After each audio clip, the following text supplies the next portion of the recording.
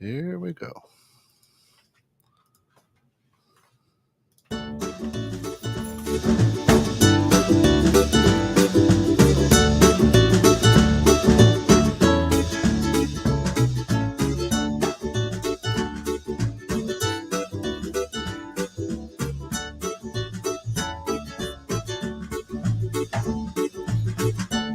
Welcome to Living Low Sodium with Mary Schepp. Join Mary as she tickles your taste buds with her salty wit and her exceptional palate, all whilst guiding us through the land of low sodium living. Of course, Living Low Sodium brought to you through the financial support of our good friends over at Reeses Barkery Pawtique. Why? Because your fur babies need to eat well too. Check them out at reesesbarkery.com or 815-363-7297. Today, Living Low Sodium, new day, same time. Excited to have her on Fridays. We're going to be talking about the power of food with our guests, the Organic Roots, and I'll throw that up there real quick. Welcome back. Yeah, we have Umar in house from Organic Roots. If you guys haven't been there, you need to go. I've posted a few times lately. So if you watched, I've been obsessed with their juice. Forgive me while I move my microphone because it's in my face. Yeah, he's got the beet juice here today, and I absolutely love this stuff. So if you don't like beets, I get it. They're earthy, whatever, but you should at least try it because it's mixed with some other stuff, and it's absolutely fantastic. You guys got your shop down in Algonquin, which has been there for about 3 or 4 years now. It'll be 3 years in June. And then you just opened in Barrington with your herb wall, which is amazing to me. How many herbs are on your wall? In Barrington, we have 175. That's crazy. That's absolutely crazy. Now, when I thought of herb wall, I thought like plants. Like I thought it was going to be some living plant structure that was like this decorative thing. And I walk in and it's literally just hundreds of packets of every, being a cook, I just geeked out. Look at, they're like, I mean, I get it. You got oregano and basil and all this other stuff, but I don't think people realize how many different types of herbs and spices and Ayurvedic type things, both for cooking and health reasons, that you can get. And what you have on your wall is still just the tip of the iceberg. There's still more out there. For sure. There's so many. Mm-hmm. So the reason that I wanted to do this series is those of you that know me and follow me know that I have cirrhosis of the liver. I have transverse myelitis, which is the same thing that people who have MS have. It's a lesion on my spine. So I have partial paralysis and nerve damage that is permanent.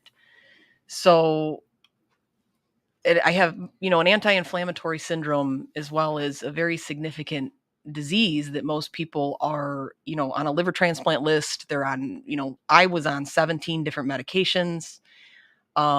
And then when, you fast forward and through my food journey and networking journey in my life and just the lifestyle that the path that I've taken has led my path down to your path, which I thought was funny because many times in these conversations that I have, I find people like you who are on a same path or similar, you start off like everybody else, drinking, partying, smoking, doing whatever. You just live your life. You eat fast food, you eat garbage, you sleep like garbage, you live like garbage, and you don't realize it. And like I always say, you never know how bad you feel until you feel better.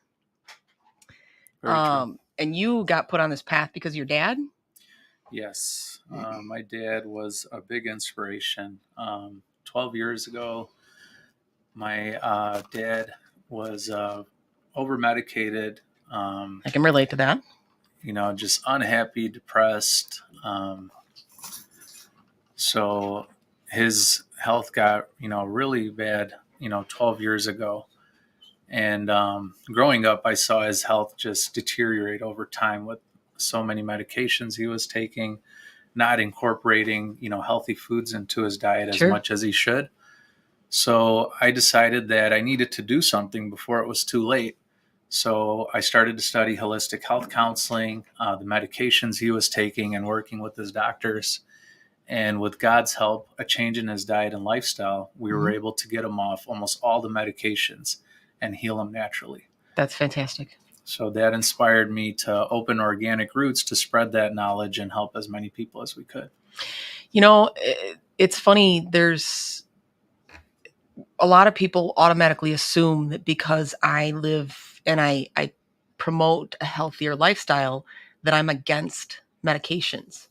And I'm not, because like you said, there's certain times that either genetically, through birth, through your bloodline, or an accident, or just because you let things get so damaged that you need medical assistance. But I think all too often people are just okay with what their doctors say, and you get put on a medication and you say, okay, I trust you because you're the doctor. And then they put you on another medication because that helps with the side effects of the first medication. And then they put you on another one and another one and another one. And that was very much my lifestyle is, this one gives you high blood pressure. So we're going to put you on medication for this. So don't, so your blood pressure is not too high. And the turning point for me, not only because I was a poster child for side effects, but my doctor, I was on potassium pills, which many people, in my world of low sodium are on potassium pills, or they're on potassium sparing, which means they can't have potassium. But I was told I had to watch how many bananas I ate. And that blew my mind. Like, so, that does, the bananas, why did, and because the amount of potassium that were in bananas, and because I was on a diuretic that is called potassium sparing. So when you're on a diuretic to get rid of the water in your body, which is, people with high blood pressure, liver disease, kidney disease, just people in general who have sodium sensitivity, that diuretic flushes all of the water, and it also takes nutrients out of your body. Well, you need potassium to live. It needs for proper heart function. So there's most diuretics are what they call potassium sparing, which means it spares that potassium that you eat, which means you can overdose on potassium simply by eating bananas. So I went, okay, between the side effects and the fact that I can't eat a simple fruit, we're going to find another path and that's where, so I started to geek out every time I found stores like yours that you could get something. 'Cause you think of, originally I thought of Organic Roots as a smoothie place, but you're not the Jamba Juice that's around the corner. No, definitely. So how did you come up with these recipes and ingredients and things that you put, the smoothies and the products that you sell? How did you come up with all of that? Just a lot of trying different products. When we started my dad's healing process, I really got into smoothies, making juices. And at that time, I would just try to pack as much as I could into a blender, Sure, twist it up and drink it because I wanted to, put in so many different superfoods, fruits, veggies. And they came out good, but there wasn't that balance. Yep. So it took time. And what I learned is that a little bit of something can go a long ways. It doesn't have to be you're packing every single thing into something. And especially with superfoods, a little bit goes a long ways. They're super nutrient dense. So just a lot of practice, a lot of having fun in the kitchen. And we were making these superfood smoothies and we were feeling amazing. My family, my friends. So my buddies one day were like, dude, it'd be really cool if you opened up a health food store. And that's where, the light went off and I was like, yeah, that would be really cool. And that was 12 years ago. And basically, I prayed and prayed, to have a health food store one day. And thank God when the time was right, God, blessed me with the first store in Algonquin. Everything does.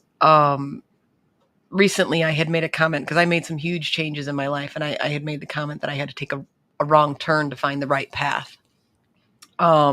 So it's kind of the same thing where everything happens in time and in a reason for what you need it for. because if it's too soon, it might fail. You know what I mean? So if you force an issue, or if you force something to happen, or, you know, like with you, if you just go out and borrow a boatload of money to open a store, it might not be the right time or the right place. And I think so many people don't let their life and the things that influence them guide them on a path that is naturally occurring to come to where you're supposed to be in the right time frame. Sure. A listener text in says, health, the word health in your store, health food, comes with a preconceived notion. Does that bother you, or would natural food be better? No, it doesn't bother me. Health, health is wealth. Mm-hmm. That's, we live by those words. You could have all the money in the world, but without good health, how are you going to enjoy it? So, health food store, whatever you want to call it, um, you know, I think it explains a lot of what we have to offer. So, I think it's the same line of me hating the word diet, because it's thrown around all over the place, and especially with me in my world of everybody saying you're on a low sodium diet, or people talk about a keto diet and paleo diets and all of these other things, and it's not necessary that word gets such a bad rep. And so that's why when I had thought of the name of my whole plan was My Loso Lifestyle, because it was a lifestyle. And I can get that. I can get how health, and it's the same when I say something about living healthy, and it's not just about a food. There's so much more to it. But again, if your perception is that you're going to view something that says it's a health food store and then you're going to say it's no different than, so there's there's Hunt's makes tomato paste. And when you go to the grocery store, there's regular tomato paste by Hunt's, and there's no salt added tomato paste by Hunt's. And I'm an admin in a low sodium group with 20,000 people in it. And every once in a while, every few weeks, we get someone that posts and says, I called Hunt's to find out because I think they made a labeling error, because you flip them over and the nutritional specs are exactly the same. And their response always is, from a marketing perspective, people will not buy something specifically because it says no salt on it, because they think it's going to taste like garbage. So they want the stuff that says regular, because if it says or implies anything healthy and they're not looking for healthy, they won't buy it. So me, someone that has been conditioned now because of my illnesses, that's the one thing we always say: read the label. Because even if the nutritional specs say it's low sodium, if I flip that label over and it says potassium chloride, that's a sodium substitute. Sodium chloride is what everybody knows of as salt. Potassium chloride, some people can actually taste, because it's a metal, so is sodium. You can taste that metallic, like putting pennies in your mouth. So if you're making something taste salty with potassium chloride, and I'm on potassium sparing medications, that product that you're giving me that's low sodium can kill me. So you have to read those labels. Yeah. So when we go out and reread a label and we're like, you guys made a mistake. You said it's low sodium, but your regular product is the same damn thing, all because it has this healthy connotation that people just don't want it. And I mean, the marketing behind, we did a whole show on how grocery stores market. So if you're looking for healthy products in a grocery store, not in a place like yours, you have to look up or down, because everything within your eyesight is the stuff they want you to buy, which is garbage. All of the healthy products are going to be either at the top shelf or the bottom shelf, because they sell less of them. So the marketing genius is that they put all of it's the same with the end caps. It's the Doritos and the pop and the soda and all this stuff that you're going to impulse buy to shut your kids up. It's not actually the food that you're supposed to be eating. So for a second there, you had his site up. And so the amount of reactions that I got, I started putting bee pollen on my yogurt in the morning. I saw that. It looked really good. The downfall is when I'm hungry, it ends up being I switched from yogurt to skyr, which is Icelandic yogurt. It's much thicker, it's much creamier, it's not quite as sour as Greek yogurt, and it's a lot higher in protein. So me personally, I just like it better. Siggy's is my brand, and it's just really, really good. But I end up with half a tub of yogurt instead of one serving of yogurt. And like anything, it's good for you, but you're not supposed to eat a boatload of it because Right. it's still a lot of fat, still a lot of everything. And then, of course, local honey that I got from Annabelle's Bees. And the way I described it was just because I was feeling whimsical. So I'm like, it's bee spit with, what did I call it? I can't remember something about tree dust because the pollen is, But it was just funny because, soured milk, which is the yogurt. So everybody's like, that's hilarious. I was like, well, that's what it is. It's, they're chocolate covered almond. Well, cocoa covered almonds. It's not chocolate covered almonds. So now, like myself, and I believe Kent still also, now how did removing alcohol from your life affect your health? So many different ways. For me, and this is really my first time going public about this, alcohol was like my gateway to a lot of other bad stuff, drugs, tobacco. So I battled with addiction on and off growing up. And I noticed that whenever I quit the alcohol, everything else stopped too. Mm-hmm. Nicotine, different drugs, things like that. So not only that, but it seemed like whenever I had a drink, that I would make poor choices, and I was, more likely to make, do dumb stuff. So, I didn't have a choice to quit. And I probably drank way more than I should drink. My husband and I didn't have kids. We were, we're younger. And when my liver failed, it was, even my doctor said, you probably drank way more than you should. But at the same time, you didn't drink enough to kill your liver.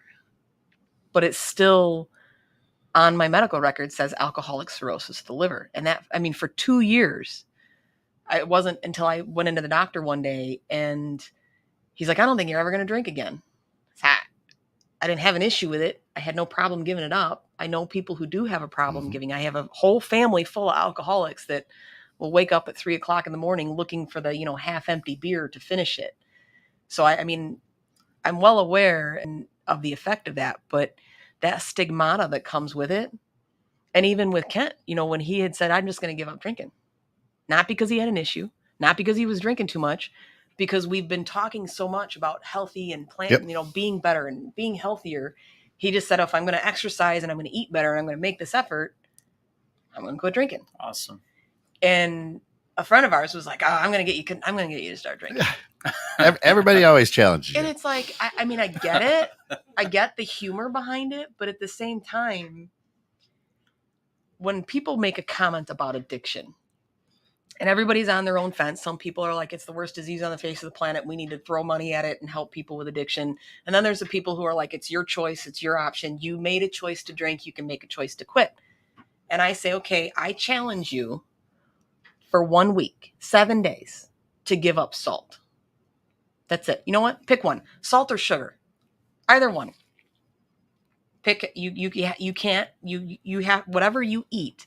If it has salt or sugar in it, it has to be already in there. It has to be in the apple. It has to be in the steak. Mm-hmm. It has to be in the vegetable. Then you can have those sugars or those salts.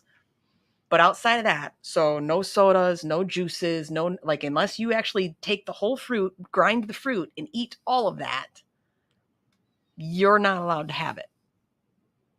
And then tell me that addiction isn't real. Because everybody that walks around the face of the planet is addicted to something. Yeah. You're addicted to TV. You're addicted to your phone. You're addicted to certain foods. I eat ice cream every single night. I love ice cream. It's my vice. I admit it. I've passed that phase. But you don't do the salted caramel, right? If it's at Julienne's and it's unspecial, I might every once in a while. Moderation. Right. That's right. But that's the thing is, and even still when people are like, oh, well, I drink in moderation. there's certain types of things that affect your physiology. And alcohol is one of them. It's like there's certain mushrooms that affect your physiology. You can't walk around doing shrooms that make you trip and live a functional life. They affect your body to a neurological level. And alcohol, it was probably 6 months after I quit that I noticed an actual difference in my thought process. And I could remember things that I did 10 years ago and went, holy crap, that was like, I didn't murder anybody, but what was I thinking? You know? So I commend you, because it's whether you have an addiction problem or not, in a world that everybody says, let's go out to eat or let's have a drink, it's very difficult to walk around and not just go out to lunch everywhere and drink everywhere. It's so embedded in our society and so widely accepted. I know for me, I had no control. So if I had one, it was never just, I'm going out for one. That would turn into 10, 20 all night. And then next day feeling like crap and just literally going backwards in life, you know. So it does. It takes a lot. And it does affect a lot emotionally, physically, psychologically, your relationships, your work, your finances. And the sad thing is because, and it's also very similar to the effects of obesity and diabetics and things of that nature. When your body is so far off balance, it's very hard to make that first step. And I think the common misconception is everybody says, you got to make a baby step. The baby step doesn't have to be perfect. It's going to be cumbersome. It's going to be a fumble. It's going to be messed up. But that's always the hardest part. And then, like you said, with, it's ingrained in our society, you make that first step and then somebody has this comment of this, that, or the other, or, they don't know because you're not ready to tell people. And then everybody you walk into is inviting you out for a drink because they don't know, because you're not ready to say anything about it. It's definitely, something that I think needs more support. Big time. In the world of everybody. There's no in between. You're either the social drinker or you're an alcoholic that a court said you have to go to AA. And there's not a whole lot of support in between for someone who says I may or may not have a problem, or I might be getting to the point where I have a problem. It's hard to find those sources just to talk to somebody to say, how do I, get past this? For sure. So now we know that your dad and everything got you into food. Where did you find all of this research? Like, where did you start with food? I mean, you just love avocados or something and decided, or goji berries. I know goji berries are one of your favorites. I always liked, the thought of eating healthy. But I didn't really understand what was eating healthy, before like, don't. I said a lot of people don't. They, it's avocados are healthy. They how do you know what is eating healthy? So, with my dad, it's okay. The food. So, sorry, can you refresh me on the question, please? Well, no, just what got you started on food? Where? Oh yeah. So growing up, always loved eating healthy, but I thought like, okay, I could go out, party, next day, eat a vitamin, drink a Gatorade, and I'm good to go. And that's far from the truth. What it is though, and what gave me a better understanding was when I started my holistic health counseling, and going to studying at the Institute of Integrative Nutrition. So that gave me a much better understanding, because when I started my dad's process, my good friend, Jesse Jacoby, he's a vegan, a best-selling author of The Raw Cure, Societies Anonymous, and very extreme vegan. So I tried that diet for a while and it did not work. I went from pizza, fried chicken, eggs to just completely raw vegan diet. Ooh. And I had read that, jumping in that hard, you could have some bad side effects. And I was like, no, I'll be good. I'll be fine. And, I'm just going to jump right into this because this sounds good. My buddy's really knowledgeable. He's thriving. So I tried that for 9 months, and I just did not feel good. I was losing a lot of weight. I found myself craving some of those foods, like meat, other things like that. So finally, I began to incorporate, eggs and, meat, and immediately began to feel better. And that's not to say anything against a vegan diet, Mm-mm. but it doesn't, work for everybody. And you have to really carefully go into that kind of lifestyle. So what makes more sense to me and what I like to explain to everybody is incorporating the good foods into your diet. Mm-hmm. It doesn't necessarily mean that you have to stop eating all the foods you love. Mm-hmm. But some things, if you're eating and mentally you're feeling guilty, maybe you should, cut down or just cut it out of your diet. But the most important thing is to add these foods, healthier foods, into your diet. Naturally, what's going to happen is your body is going to crave those foods. Yep. Because it's like rewarding your body. You're giving your body the fuel it needs, the nutrients it needs. And that's what I experienced with myself. Even, thank God, with my dad, we began incorporating the smoothies, the juices, Mm-hmm. raw fruits, veggies. And now he asks for those. It's not like, hey, Dad, here, eat this. He's like, hey, make me a wrap, Mm-hmm. make me a juice, make me a smoothie. You do. And I think, so I mean, it's funny when we talk about superfoods because there isn't, it's the same with health. That's a loaded word because there is no superfood. You can't just start eating bee pollen and all your woes are fixed. It's not that simple. And everybody's body is different. So my mother-in-law, for instance, was taking CBD for her knee. The pain, everything, it just was night and day. She could not stop raving about how awesome CBD was. But all of a sudden her A1C levels started spiking.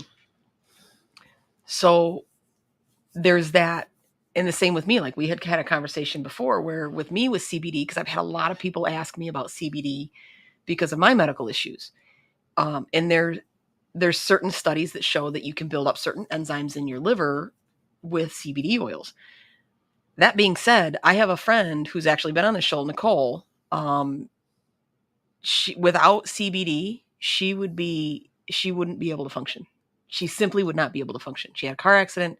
She's got nerve damage, pain problem. And without that CBD, plus some other things that I'm not talking pharmaceuticals. She does other, like with me with acupuncture and cupping and things like that. She does other natural ways to help her with her pain. But outside of that, she'd be on narcotics. And myself, I found that lion's mane helps with my nerve damage, my neuropathy in my legs, and in my back and my sides, and pretty much from my boobs down. That lion's mane helps with that neuropathy as long as I take it on a regular basis.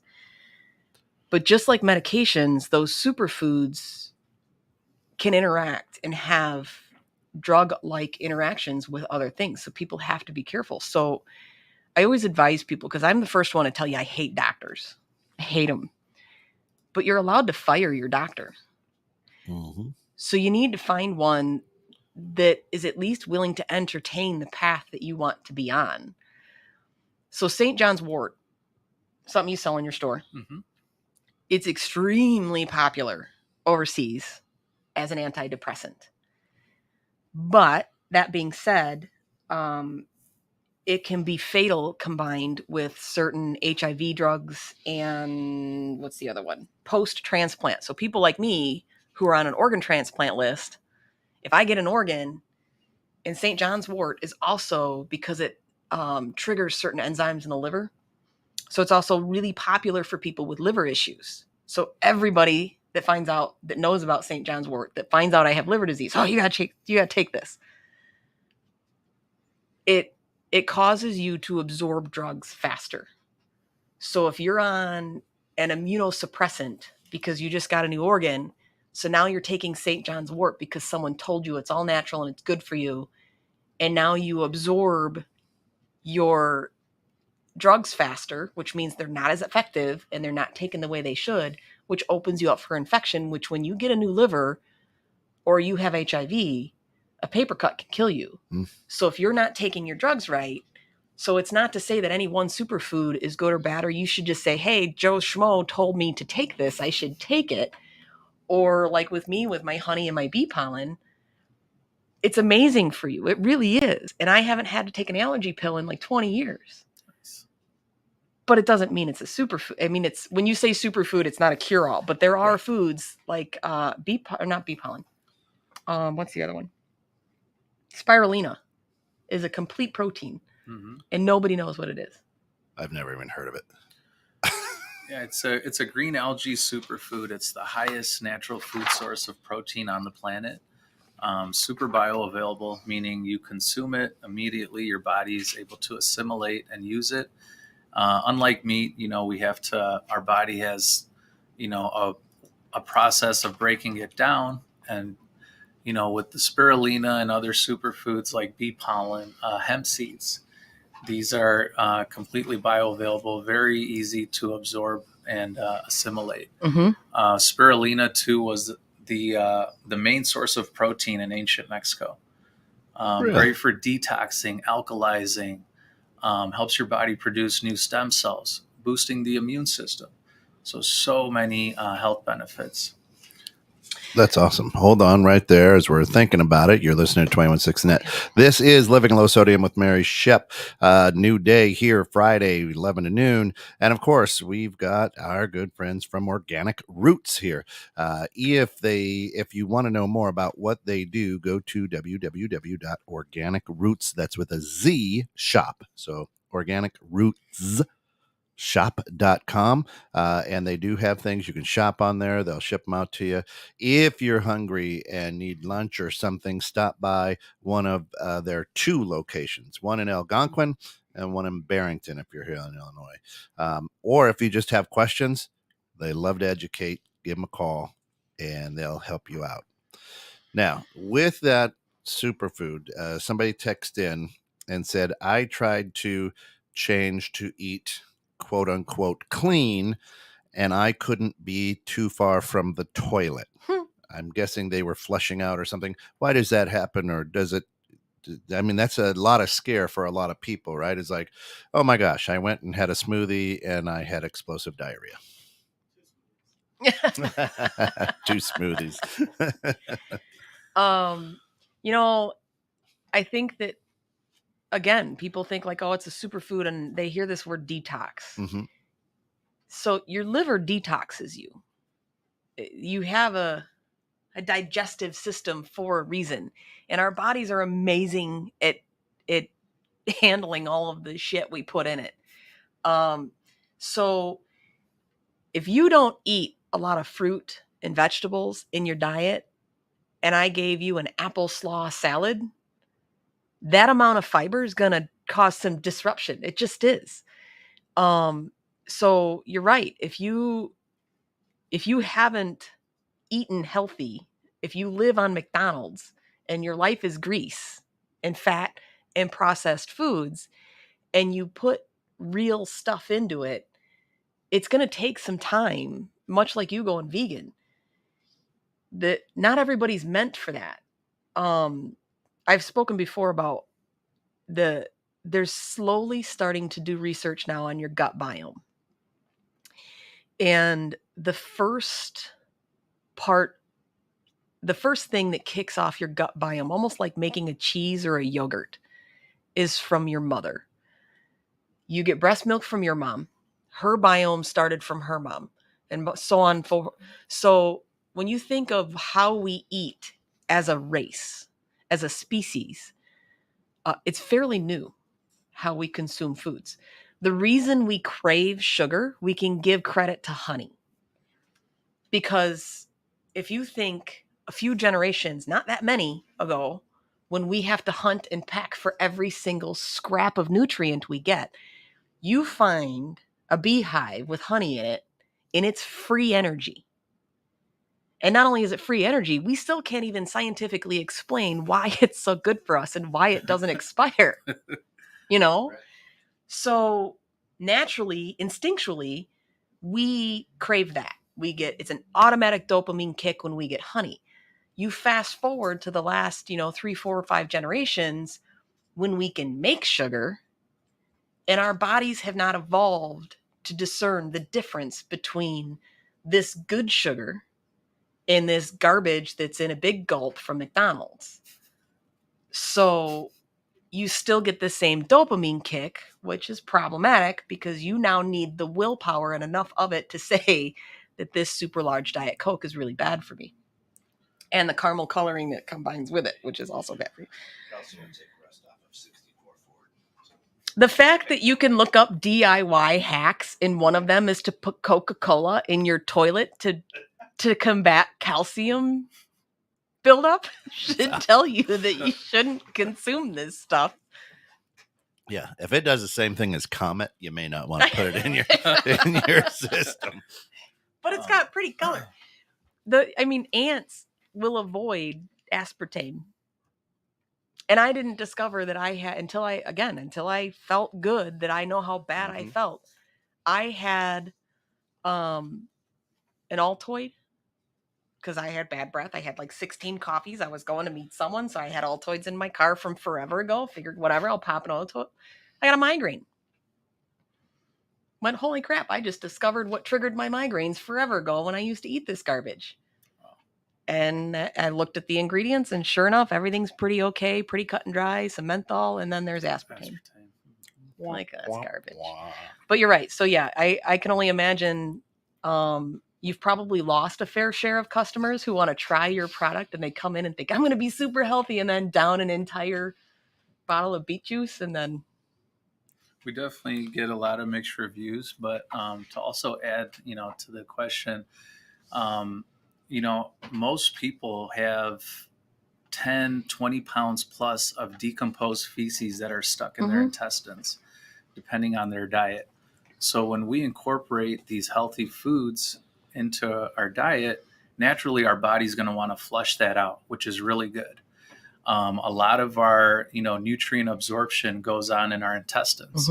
But when there's all those shit stuck in there, it's harder for us to assimilate those nutrients. So it's not always a bad thing. We hear that a lot. Hey, I had your smoothie and, bam, bathroom, this, that.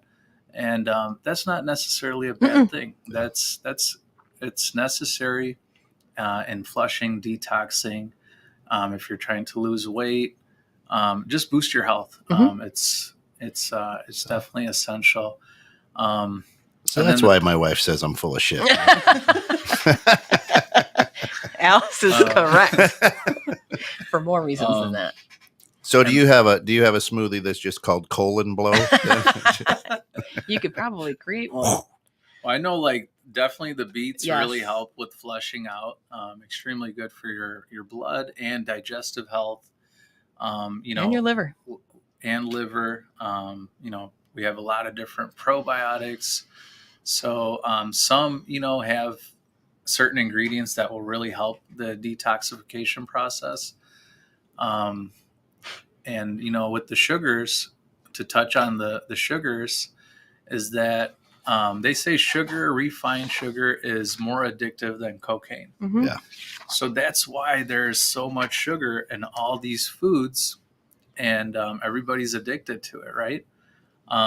But healthier sugars, like you were saying, like honey, which I would say is the healthiest sugar on the planet.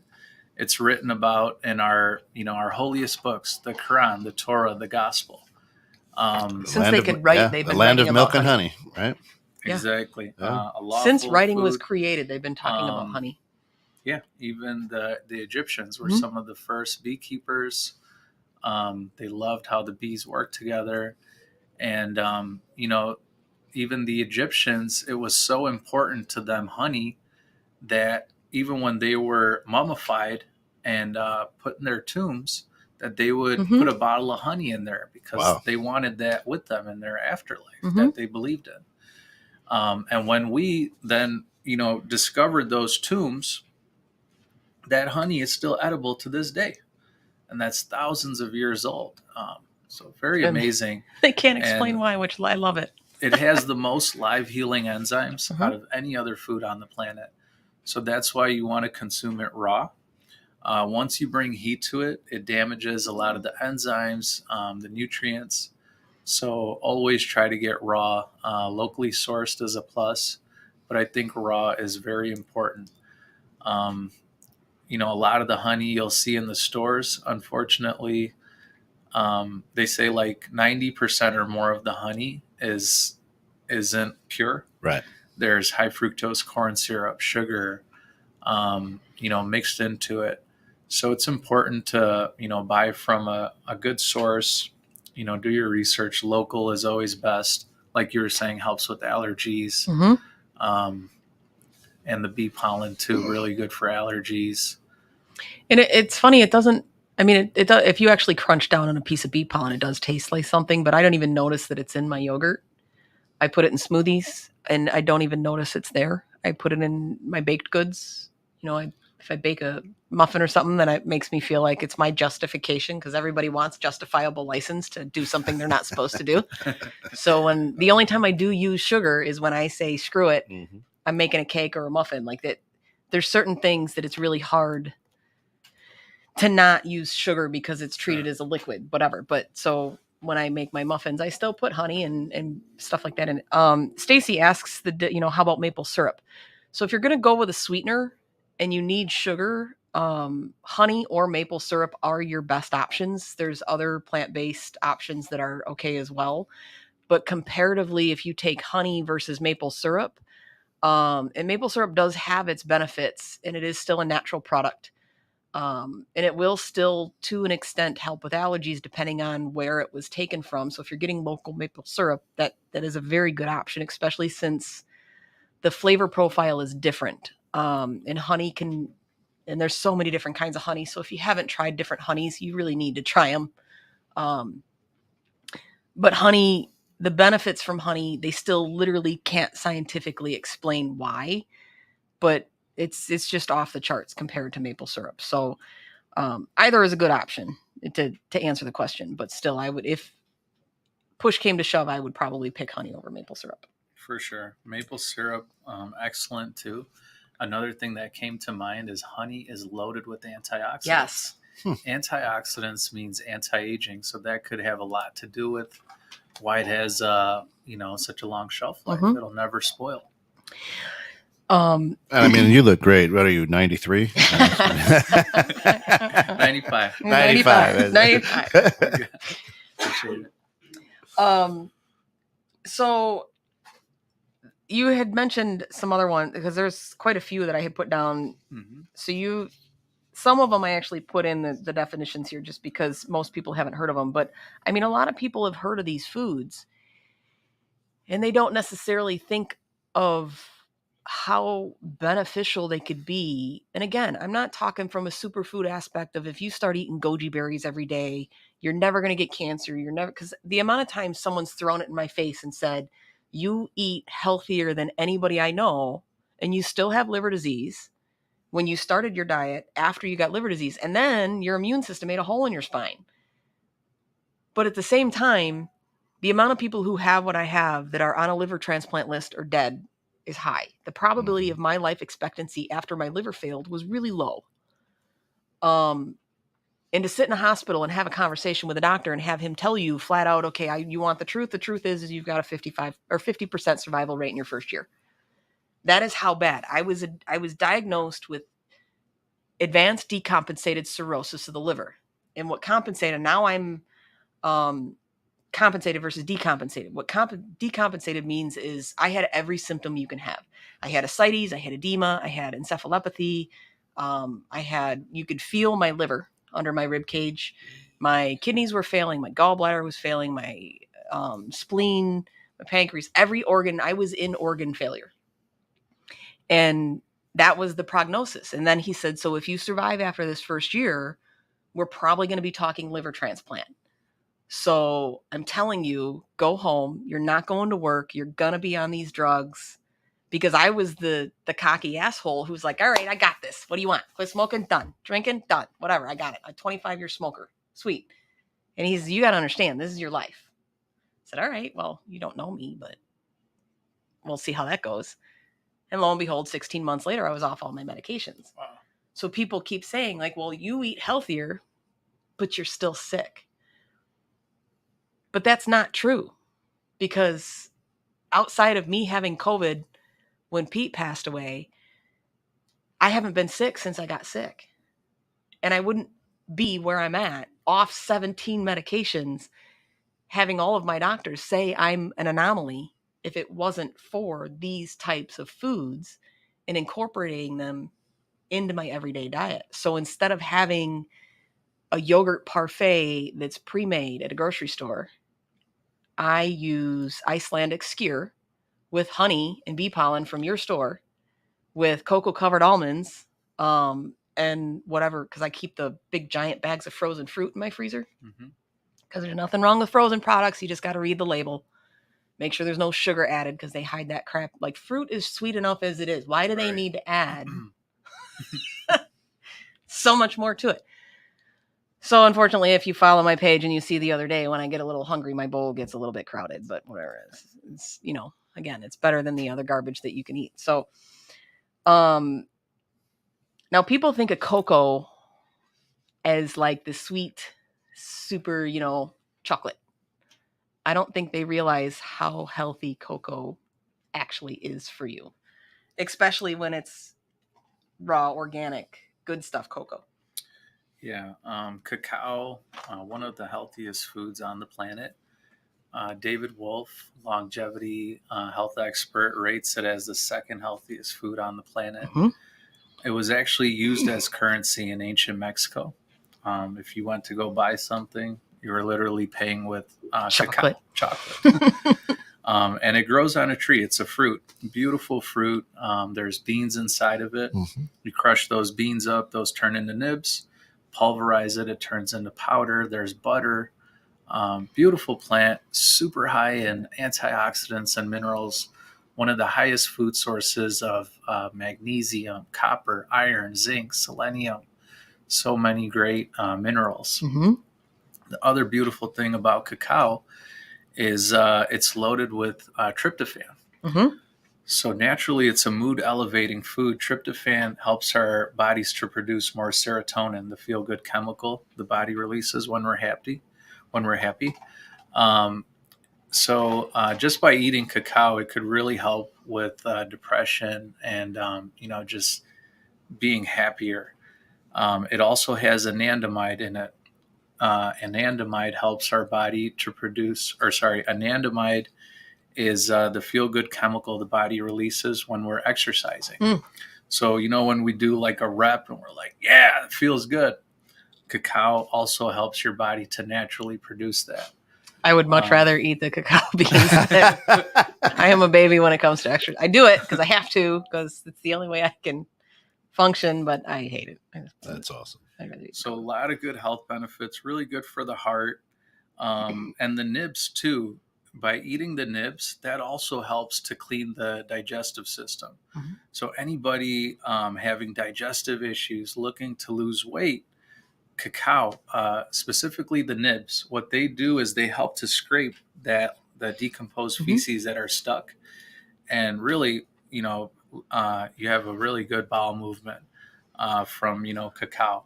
Really I think good. When we're talking about, detoxing your gut, and I don't think that people realize, like, and a lot of people who are younger haven't had a colonoscopy. Thanks to my liver, I have to get a colonoscopy every couple of years. I'm higher risk for cancer. I'm higher risk for 8 million things because of the state of my liver. If you ate better, you wouldn't have to take the medicine that they give you to clean out your colon for 3 days so that they can go in there and like that.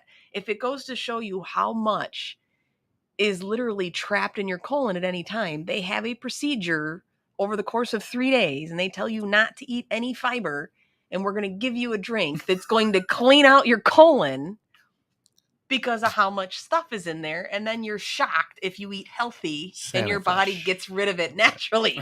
Like Santa Flush. Right. Here we go.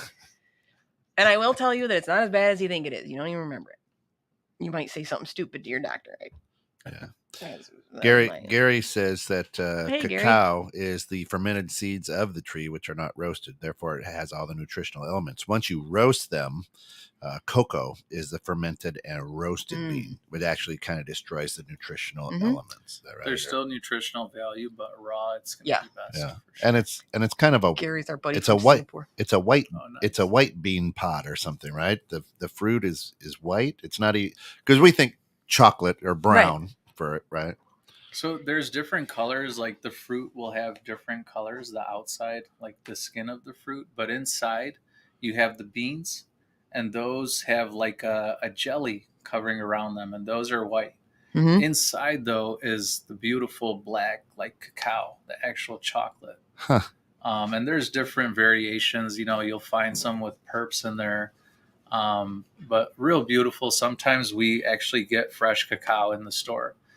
And I can't wait. I'll have to try it. You'll have to let me know. Clients try it. We make shakes and different desserts with it. Really fun. Just very really cool to. That's cool to experiment with. Oh, there's so many. It's funny because people know about honey, and slowly I think at least a few people knew about bee pollen. And I know a few people who've heard of royal jelly, but there's so many components and so many different things that come from a bee colony.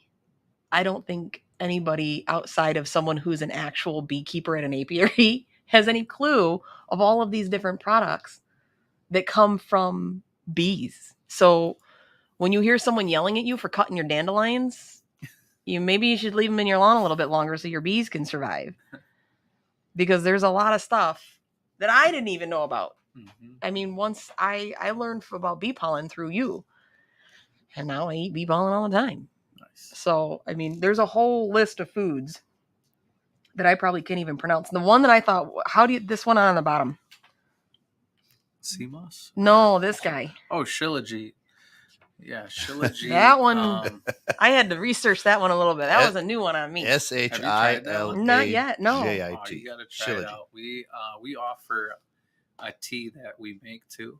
And pretty soon I'm going to have a bottled drink with the shilajit in try it because we love it so much. It looks like tar. It does.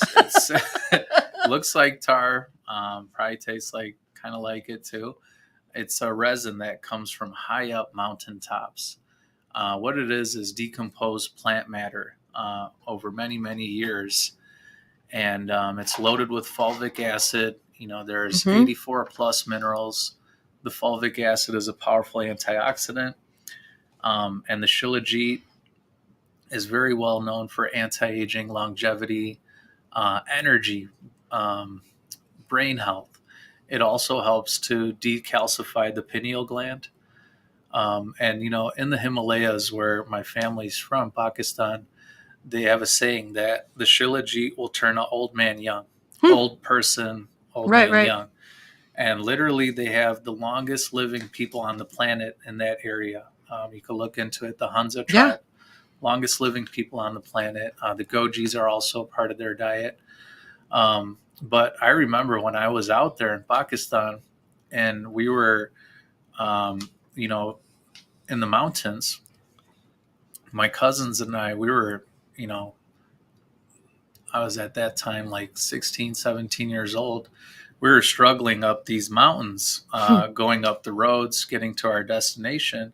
But we were watching these elders just cruising by us with 100-pound, sack, just walking up this mountain like nobody's business. Huge white beard, and we're like, "Whoa, yeah, that was really cool." The other really cool thing about a lot of these superfoods we're going over is they're all really good for libido. They're natural aphrodisiacs. So, skip the Viagra. You got all that right here in these foods. The thing that one of the main things that people ask me all the time, I can hear the peanut gallery giggling over there. Are those for you over there, Eddie? You need some of yourself? Well, I see royal jelly, and our friends at Fantasy Factory have something called that. Right? It's not quite the same. No, it's not the same. No, you guys are horrible. So a lot of times people ask me what diet I'm on because of my liver. Like what is your diet plan that got you so healthy? And it can be when you break things down, it can be overwhelming when you try and say, okay, how your doctor says you have to eat this, that, or the other. In my world, it's, when a doctor tells you you can't eat salt and you're like, oh, that's easy. I don't, whatever, I'll get rid of the salt shaker. And then you start paying attention to labels and go, holy crap, salt is in everything, and added salt is in everything. And I always tell people that the best thing you can do is eat real food and read your labels. And that's it. And these kinds of superfoods, they're not that hard to incorporate into your everyday diet. Goji berries on your salad, honey in your yogurt, instead of buying the sweetened garbage that you get at the store. It may say strawberry yogurt, and it might have some resemblance of a single strawberry or two in there, but fruit is expensive. And if you're buying a 99-cent cup of yogurt, it probably has a strawberry with strawberry flavoring and sugar in it, which means all of the good parts that you just got or think you're getting is now negated with this garbage that is in there. So to add, goji berries and honey and bee pollen and spirulina and all of this stuff, especially somebody like me or someone who's vegan, they have a hard time finding good protein sources. And it's still amazing to me how many people in my world, let alone vegan or vegetarian worlds, who have no clue what spirulina is and how it can be a perfect source of protein for them if that vegan or vegetarian lifestyle is what suits them. Because it doesn't suit everybody. Some people are just genetically made to eat meat. Your gut biome needs that animal protein from time to time to stay in your balance, in your perfect balance. Absolutely.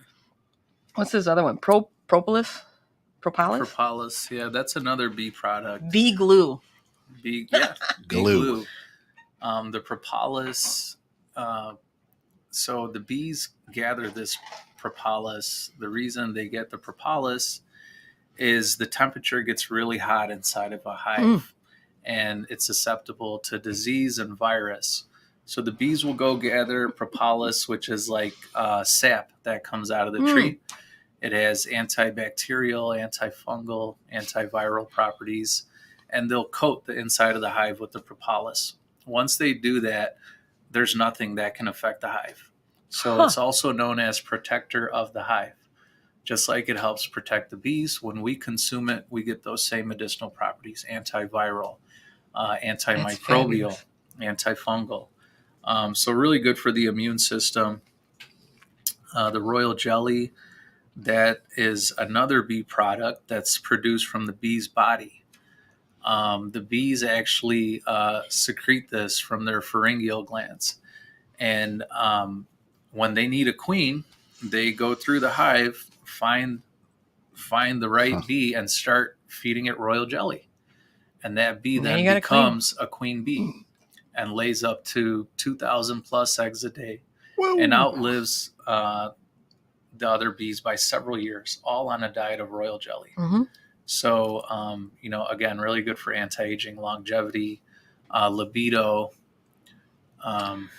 Well, it looks like we got a couple minutes here left. So all of you here locally in our area, sorry, Gary, unless you're going to fly over from Singapore, which, again, we've had that conversation. Actually, I'd rather waste the time and money for me to fly over and see him in Singapore, because we could do a food show over there. Class trip, anyone? Yeah. Singapore? I've never even been on vacation, and I'm... You and I'd be. I think I've flown like 3 times, and it was all within the States. Yeah, that line of trip, you and I'd be a wreck. Like, I would be. Oh my god! I know. I'd be okay with it. But if you guys are all here local in the McHenry County area, go to Organic Roots over in Algonquin, down on 31, or he's downtown Barrington. Either way, either shop.